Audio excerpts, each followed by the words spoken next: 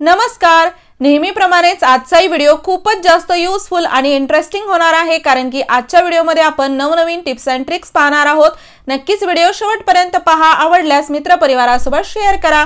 आपली पहिली टिप आहे आर्टिफिशियल दागिन्यांसाठी। आपल्याकडे भरपूर अशा गळ्यातले असतात, कधीतरी आपण अचानक याला घालायला जातो आणि आपल्याला दिसून येतं की यामधील जे मागचं हुक आहे ते गळून पडलेलं आहे। आता हा दागिना तर आपल्याला घालायचा आहे, तर अशा वेळेस आपल्याला कामी येणार आहे आपल्या सर्वांकडेच असणारी काटे पिन। सेफ्टी पिन आपल्याला छोट्यात छोटी एक घ्यायची आहे आणि सेफ्टी पिनचा असा काही इथे वापर होईल की आपण हे तुटलेलं म्हणू शकता एक नेकलेस किंवा गळ्यातलं सहज घालू शकतो। तर काटे पिन आपल्याला एका बाजूने अशी घालून आपण जेव्हा याला गळ्यात घालतो त्यावेळेस दुसरी ही बाजू यामध्ये घालायची, म्हणजे जेणेकरून हे असं हुक जे तयार होतं त्यामुळे आपण हे गळ्यातलं घालू शकतो। त्यासोबतच ही काटेपिन अजिबात दिसून येणार नाही, कारण की मागच्या बाजूला मानेवरती केसांमुळे ही लपून जाते। नक्कीच तुम्हाला घाई गडबडीमध्ये ही ट्रिक कामी येईल। ट्राय करा आणि मला कमेंट बॉक्स मध्ये सांगा तुम्हाला ही ट्रिक कशी वाटली।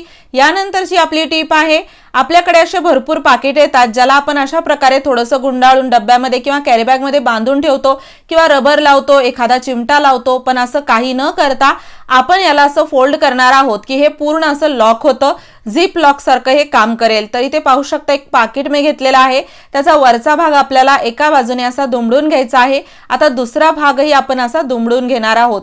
इथे समोर असं टोक तयार झालं पाहिजे, म्हणजे त्रिकोणी एक आपल्याला आकार असा तयार करायचा आहे। त्यानंतर याच्या विरुद्ध दिशेला आपण याला थोडं थोडं करत मागच्या बाजूने असं दाबून फोल्ड करणार आहोत। 3 ते 4 वेळा किंवा 2 ते 3 वेळा तुम्ही याला असं फोल्ड करू शकता। कॅरी बॅगच्या हाईट नुसार तुम्ही याला असं फोल्ड करा। त्यानंतर इथे पहा याला मी असं 2-3 वेळा फोल्ड केल्यानंतर आता आपल्याला हा समोरचा जो भाग आहे तो असा मागच्या बाजूला पलटून घ्यायचा आहे, जेणेकरून काय होतं इथे एक लॉक तयार होतं आणि यामधील जी वस्तू आहे तीही व्यवस्थित राहते, अजिबात हवा जात नाही। प्रवासातही तुम्हाला ही ट्रिक खूप कामी येईल आणि पाहू शकता दिसायला देखील खूप सुंदर हे असं दिसतं आणि कॅरी बॅग मध्ये बांधून ठेवल्यानंतर भरपूर जागा जाते, दिसायलाही छान दिसत नाही आणि याचा रिझल्ट तुम्ही पाहू शकता। यामधून जे मीठ आहे ते अजिबात बाहेर येत नाही, म्हणजे खूप छान आपण याला असं लॉक केलेलं आहे। तर इथे नक्कीच तुम्हाला या ट्रिकमुळे भरपूर फायदा होईल। नाही म्हणलं तरी आपण भरपूर अशी पाकिटं एकत्र डब्यामध्ये ठेवतो, किचन मध्ये कितीही कंटेनर डब्बे ठेवले तरी कमीच पडतात। तर अशा पद्धतीने तुम्ही छान तुमचं किचन ऑर्गनाइज करू शकता। अजून एकदा मी तुम्हाला इथे याची फोल्डिंग दाखवत आहे। तुम्ही हा व्हिडिओ कोणत्या गावातून किंवा शहरातून पाहत आहात ते मला कमेंट बॉक्स मध्ये नक्की सांगा, जेणेकरून माझा व्हिडिओ कुठे कुठे पोहोचला मला ते कळेल। किती छान सुंदर आणि सोपं आपण याला असं फोल्ड केलेलं आहे, लॉक केलेलं आहे। नक्की तुम्ही पण करा। यानंतरची आपली टिप आहे ऍपल साठी। आपण शरीरासाठी फळं चांगली असतात म्हणून खातो, पण याला जर आपण व्यवस्थित धुवून खाल्लं नाही तर आपण भरपूर आजारांना आमंत्रण देऊ शकतो। तर इथे तुम्ही पाहतच आहात अशा प्रकारे चाकूने मी घासल्यानंतर यावरती एक पांढरा थर निघत आहे। ऍपल भरपूर दिवस फ्रेश ताजे राहावे, त्यावरती सुरकुत्या पडू नयेत म्हणून मेणबत्ती लावली जाते आणि आपण जर याला असं सहज पाण्याने धुतलं आणि खाल्लं त्याच्या साली सगट तर नक्कीच आपल्या पोटामध्ये भरपूर मेणबत्ती जाऊ शकते। त्यासाठी एक छोटासा उपाय करा। मुलांना किंवा घरामध्ये ऍपल खाताना हे करणं खूप गरजेचं आहे। इथे मी थोडंसं कोमट पाणी घेतलेलं आहे, जास्त गरम पाणी करायचं नाही। त्यामध्ये आपल्याला टाकायचं आहे थोडंसं मीठ। मीठ म्हणजे साधारण अर्धा ते 1 चमचा तुम्ही टाकू शकता 3 ते 4 ऍपल साठी। आणि मीठ टाकून आपण हे जे ऍपल आहेत या पाण्यामध्ये धुवून घेणार आहोत।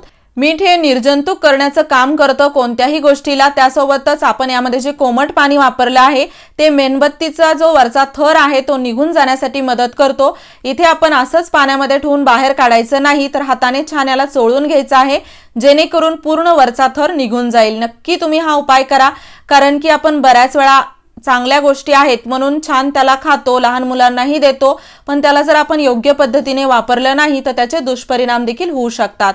यानंतरची आपली टिप आहे पोळी डब्यासाठी। आपण चपात्या डब्यामध्ये ठेवतो गरम किंवा मऊ राहाव्या म्हणून, पण चपाती आपण जेव्हा डब्यामध्ये ठेवतो गरम गरम चपात्या ठेवल्यानंतर नक्कीच सर्व महिलांना दररोज एक त्रास होत असेल, तो म्हणजे आपण जेव्हा शेवटची चपाती खाली उचलतो तर त्यावेळेस ती जी चपाती आहे ती खालून ओली झालेली असते आणि पाहू शकता या पूर्ण डब्यामध्ये देखील आपल्याला असं थोडंसं पाणी साचलेलं दिसतं।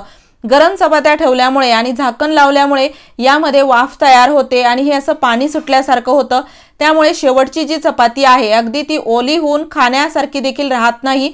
दरवेळेस एक चपाती फेकून देणं अजिबात चांगलं नाही। त्यासाठी एक छोटीशी ट्रिक वापरा, जेणेकरून तुमची शेवटची चपाती देखील मऊ राहील, अजिबात ओली होणार नाही। तर नेहमी चपात्या ठेवताना पोळी डब्यामध्ये आपल्याला एक छोटी प्लेट ठेवायची आहे। तुमच्याकडे जर अशी छोटी जाळी असेल ती देखील तुम्ही यामध्ये ठेवू शकता। या प्लेटवरती आपण चपात्या ठेवत जायच्या एक एक करत, जेणेकरून खालची बाजू चपातीला चिटकत नाही आणि ती ओली जरी झाली तरी चपाती आपली ओली होत नाही। नक्की फॉलो करा। दररोजच्या जीवनामध्ये तुम्हाला याचा भरपूर फायदा होईल, कारण की सर्व महिलांना हा त्रास होतच असेल। यानंतरची आपली टिप आहे मिक्सरसाठी।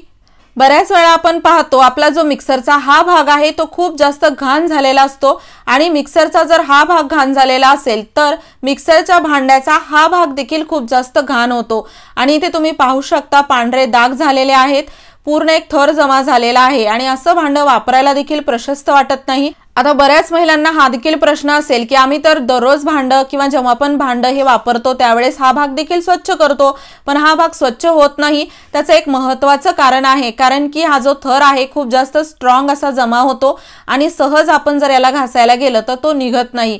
त्यासाठी तुम्ही एक नवीन ट्रिक वापरा जेणेकरून हा डाग सहज निघेल। इथे मी वापरत आहे हार्पिक। एक हार्पिकची बॉटल मी किचन मध्येच ठेवलेली आहे, जेणेकरून मला टॉयलेट व्यतिरिक्त त्याला वापरता येईल, कारण की फक्त टॉयलेट क्लीन करण्यासाठीच हार्पिकचा वापर होत नाही, तर घरामध्ये भरपूर ठिकाणी याचा वापर आपण करू शकतो। ते एक प्रकारचं क्लीनर आहे। ती बॉटल जर आपण स्वच्छ ठेवली तर इतर ठिकाणी वापरायला काहीच हरकत नाही। त्यासाठी मी इथे थोडंसं हार्पिक टाकलेलं आहे। हार्पिक टाकून थोडंसं पाणी टाका आणि एका जुन्या ब्रशने अशा प्रकारे चोळून घ्या। इथे तुम्ही हा जो पांढरा भाग दिसत आहे तो देखील काढू शकता। या अगोदरच्या व्हिडिओमध्ये तो भाग काढून मी याला कसं स्वच्छ करायचं ते देखील दाखवलं आहे, किंवा खराब झालेलं भांडं कसं ठीक करायचं ते देखील आपण पाहिलेलं आहे। सध्या मी याला असंच ब्रशने स्वच्छ करून घेत आहे। तर इथे मी मागच्या बाजूला देखील जो थर जमा झालेला आहे त्याला देखील घासून घेत आहे, कारण की छोट्या छोट्या इथे रेषा आहेत त्यामध्ये घाण साचलेली आहे आणि हा भाग जर तुम्ही वेळीच साफ केला नाही तर आपल्या मिक्सरचा जो वरचा भाग आहे तो देखील घाण होतो आणि आपल्या दररोजच्या लागणाऱ्या वस्तू आहेत त्यांना स्वच्छ ठेवणंही तेवढंच गरजेचं आहे। तर ब्रशने मी याला व्यवस्थित घासून घेतलेला आहे। आता आपण याला स्वच्छ पाण्याने धुवून घेऊयात। एक लक्षात ठेवा, हार्पिक वापरत असताना स्टीलच्या भागावरती अजिबात पडू देऊ नका। स्टीलचा भाग हार्पिकमुळे काळा पडतो, त्यामुळे फक्त आपल्याला इथे प्लास्टिकच्या भागावरती हार्पिक वापरायचा आहे आणि याला स्वच्छ करायचं आहे। पाहू शकता मी याला अगदी जास्तही हार्पिक वापरलेलं नाही आणि छान स्वच्छ केलेलं आहे। तुम्ही पण या पद्धतीने मिक्सरची सर्व भांडी स्वच्छ करा। कमी मेहनतीत मिक्सरची सर्व भांडी स्वच्छ होतील आणि अगदी चमकायला लागतील। ही आहे मिक्सरवरती हार्पिकची कमाल। तुम्हाला सर्वात जास्त कोणती टिप आवडली ते मला कमेंट बॉक्समध्ये नक्की सांगा। व्हिडिओ आवडला असेल लाईक करा, शेअर करा। चॅनलवर नवीन असाल सबस्क्राइब नक्की करा। असेच उपयोगी व्हिडिओज मी तुमच्यासाठी घेऊन येत राहते आणि हो, पूर्ण व्हिडिओ पाहिल्याबद्दल मनापासून धन्यवाद। चला तर मग परत भेटूया।